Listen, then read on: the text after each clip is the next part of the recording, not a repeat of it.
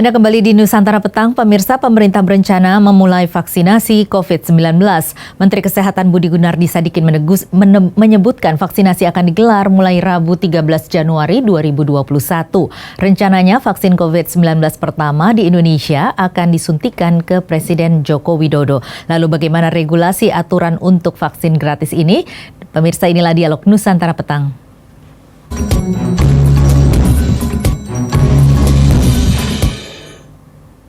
Sudah bersama kita ada pakar kebijakan publik Mas Trubus Rahardiansyah, MSMH. Selamat sore, Pak Trubus. Ya, selamat sore. Ya, selamat sore, Mbak. Halo. Iya. Ya, ini vaksinasi direncanakan akan dimulai besok ini. Apa yang harus dilakukan agar tingkat kepercayaan masyarakat akan vaksin ini semakin membaik?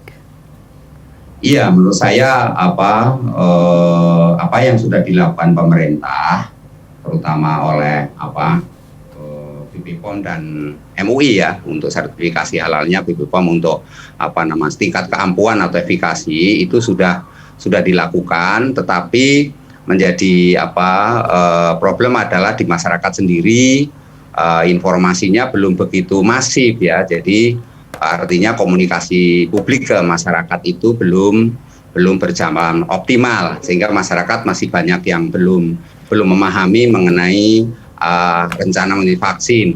Tetapi besok akan dilakukan kepada Bapak Presiden untuk pertama kali dan para pejabat teras di bawahnya itu pembantunya, maka kita berharap besok itu pemerintah, artinya Presiden dengan jajarannya menunjukkan keteladanan kepada masyarakat agar masyarakat bisa ikut mendukung, ikut membantu dalam rangka program pelaksanaan vaksinasi ini.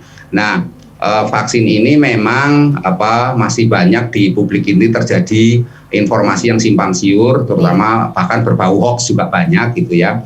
Terutama dari sisi satu transparansi, aspek transparansi ya, dari sisi kualitas, kemudian masalah produknya sendiri dan soal kehalalan sendiri ya. Ini juga menjadi problem di masyarakat. Kemudian yang kedua, persoalan di akuntabilitas publiknya. Jadi pertanggungjawab publiknya, misalnya masyarakat nanti suntik kemudian ada efek samping, itu harus bagaimana? Kan itu juga belum ada informasi yang memadai tentang itu. Artinya kalau misalnya menuju kepada rumah sakit yang mana, kan gitu. Jadi ini juga harus terus biayanya bagaimana. Nah, ini terkait dengan treatment lah, kira-kira itu belum memadai. Iya, kalau sejauh ini sosialisasi dari pemerintah menurut Anda seperti apa? Sosialisasi masyarakat baru pada tataran ini saja, tataran pengenalan. Karena kan kalau kita lihat apa yang dilakukan oleh pemerintah ini baru tahap edukasi ya. Misalnya keluarnya surat keputusan Menteri Kesehatan ya, kalau nggak salah itu yang ditandatangani oleh Pak Budi Sadikin itu tanggal 28 Desember kemarin. Itu kemudian kan di situ baru disebarkan atau diinformasikan melalui SMS blast gitu ya. Itu sistem itu kemudian di situ disampaikan kepada masyarakat tanggal 31, dan sampai hari ini juga masyarakat masih bingung karena beberapa masyarakat belum dapat informasi yang lebih detail, meskipun pemerintah juga sudah menyediakan layanan call center atau semacam ini ya, tempat pengaduan, yaitu lindungi situs lindungi itu ada situsnya itu di situ. Nah, di situ masyarakat bisa mengklik mengenai nicknya maupun alamatnya, termasuk profesinya itu disebutkan di situ. Tetapi persoalannya kemudian memang meskipun cukup sederhana sebenarnya aturan yang ada, tetapi karena informasinya belum cukup kepada masyarakat, sehingga jujur saja masyarakat sampai sekarang masih banyak di tingkat menolak gitu ya, masih Iya, betul. Jadi tidak hanya bingung ya Pak Trubus, tetapi juga banyak masyarakat yang tidak percaya. Bagaimana Anda melihat tingkat kepercayaan masyarakat seperti ini?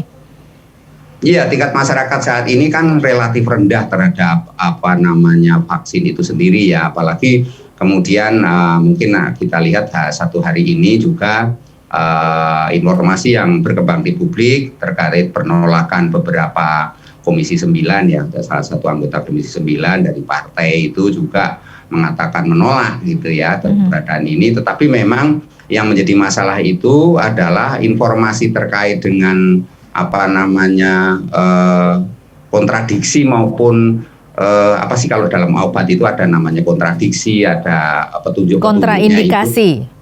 kontraindikasinya itu belum gitu loh. Jadi ini yang harusnya kan disampaikan, karena itu ini harus jangan sampai nanti bertentangan dengan undang-undang ini perlindungan konsumen itu. Karena kan persoalannya kemudian Undang Nomor 9 itu nggak salah konsumen atau masyarakat itu wajib tahu apa yang akan dibelilah, setidaknya apa dipakai. Jadi informasinya harus terbuka dan clear itu, karena kalau tidak nanti bisa masyarakat melakukan gugatan ya, digugat. Kalau di DKI Jakarta sendiri sebagai contoh ada Perda Nomor 2 tahun 2020 ya, di situ disebutkan misalnya masyarakat yang menolak vaksin, itu program vaksin itu bisa didenda 5 juta. Nah ini oleh sebagian masyarakat masih ada yang dilakukan gugatan itu ke Mahkamah Agung itu. Jadi ini menjadi contoh betapa kemudian masyarakat itu juga cukup kritis juga ya, karena ini menyangkut